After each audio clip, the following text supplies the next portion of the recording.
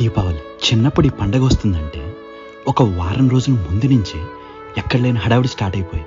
కానీ ఎందుకో ఇప్పుడు ఎగ్జైట్మెంట్ లేదు. పండగ అంటే బిజీ అయిపోయామా లేక పెద్దోళ్ళం అయిపోతే అన్నీ మారిపోతాయి ఏమో మరి. ఒక్కసారి సరదాగా మన చిన్నప్పుడు పండగ రోజులకు వెళ్ళొద్దాం రండి.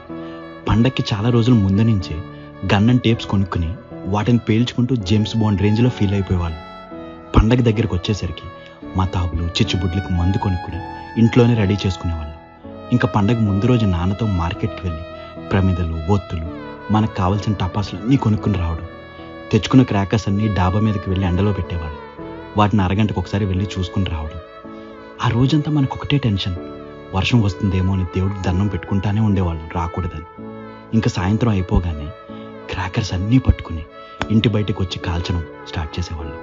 మతాబులు చిచ్చుబుట్లు కాకరపోతులు బాంబిళ్ళు భూచక్రాలు అశోక్ చక్రాలు